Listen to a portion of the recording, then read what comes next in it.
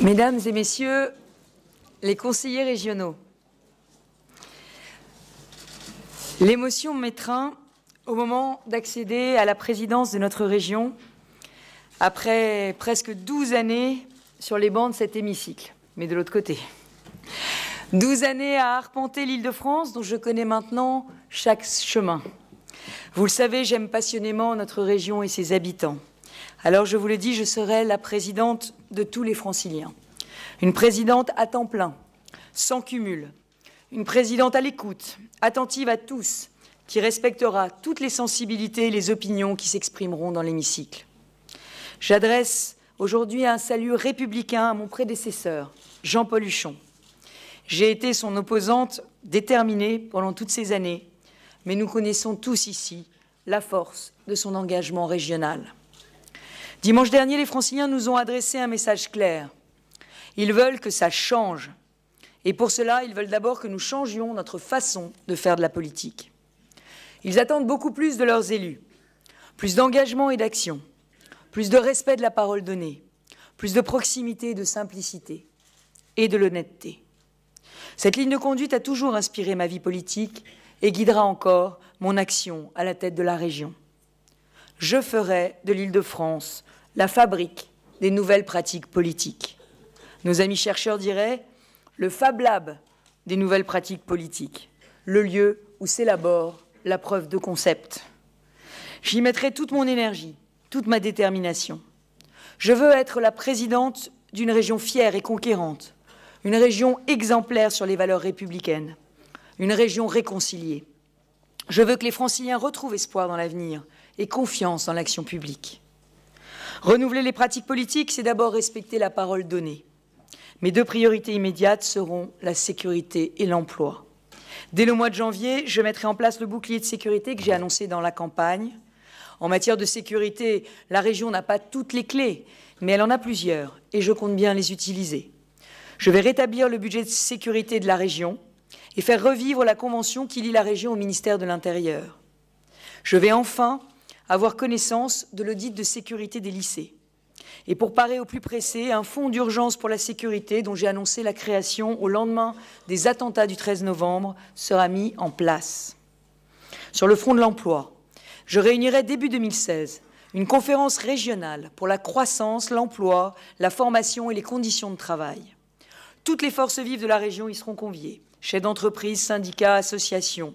Ensemble, nous définirons la meilleure stratégie pour l'emploi en Île-de-France. Nous identifierons avec précision les secteurs d'avenir, nous adapterons l'offre de formation. Il n'est pas normal que 110 000 emplois ne soient pas pourvus dans la région, alors que près de 700 000 Franciliens cherchent du travail. Parallèlement, j'installerai un conseil de chefs d'entreprise aux côtés du conseil scientifique pour me seconder dans la conduite de la politique économique de la région.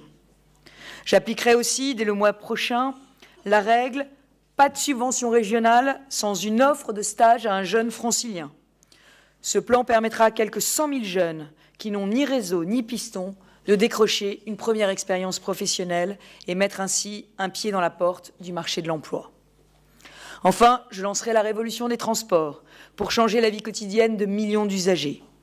J'ai déjà pris contact avec le président de la SNCF, la présidente de la RATP, afin de réviser les conventions qui lient ces deux entreprises au syndicat des transports d'Île-de-France.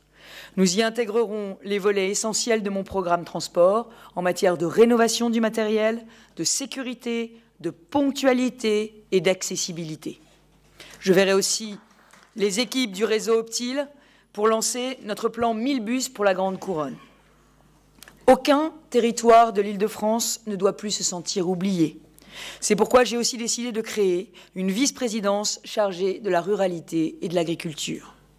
Et en ce lendemain de COP21, je veux insister sur le rôle majeur de l'écologie dans l'action de la région.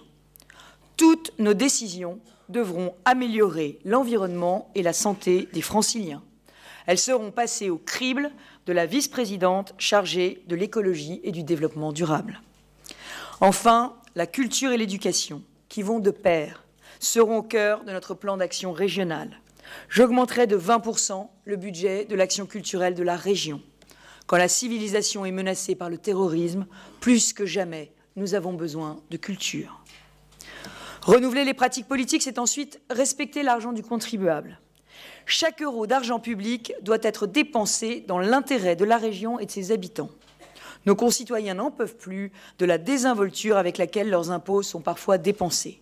Les mauvaises habitudes doivent cesser. J'instaurerai la transparence des procédures d'attribution des subventions. Chaque citoyen pourra ainsi vérifier ce que nous faisons de ses impôts. Et je le redis ici, nous mettrons un terme à toutes celles qui n'ont aucun intérêt régional. Je vais commander 2 audits indépendants.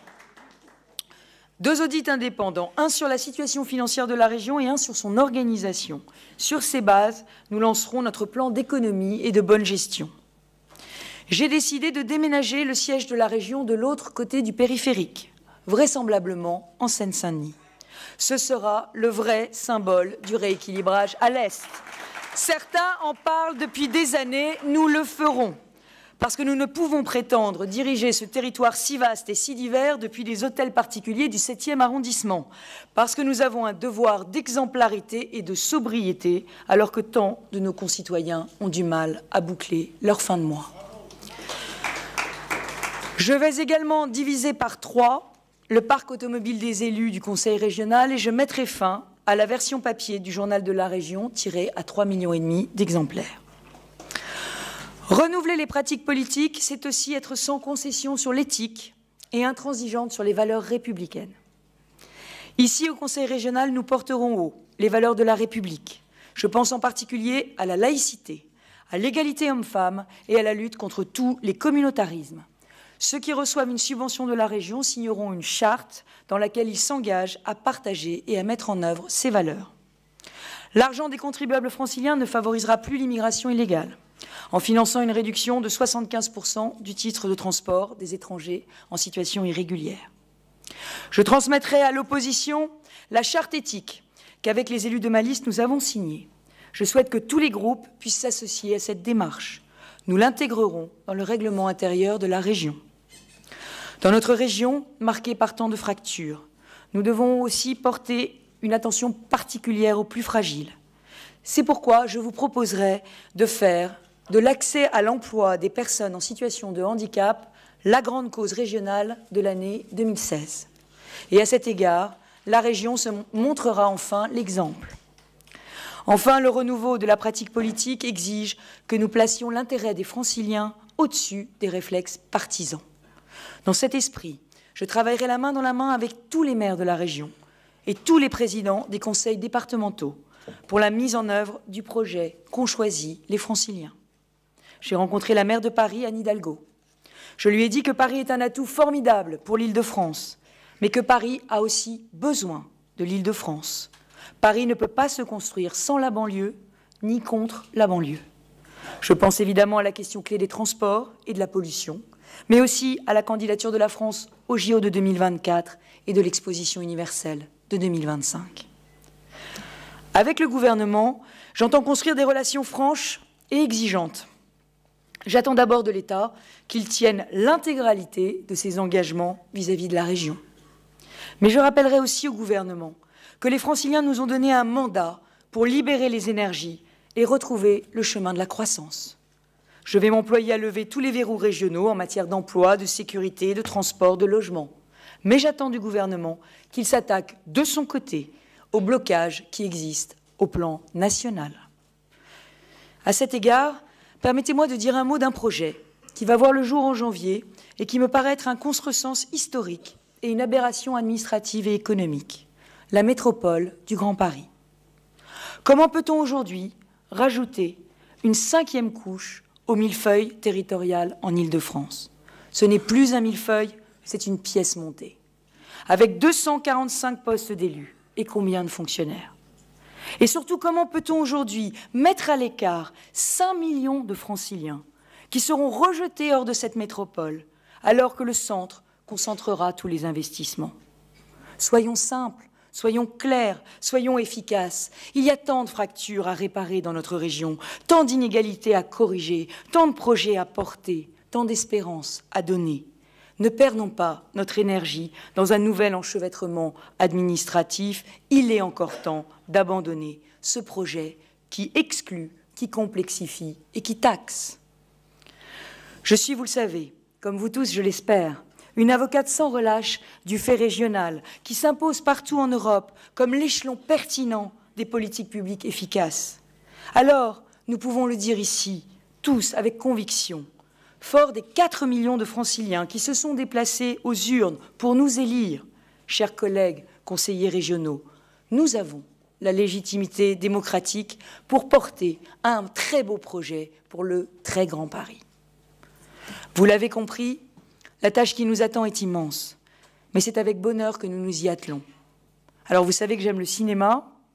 Nous sommes 2 jours après la sortie du nouvel opus de Star Wars. Je me permettrai cet encouragement collectif en forme de clin d'œil à tous les groupes. Que la force soit avec vous. Je voudrais terminer sur une note plus personnelle, en m'adressant à toutes vos familles, vos conjoints, vos enfants.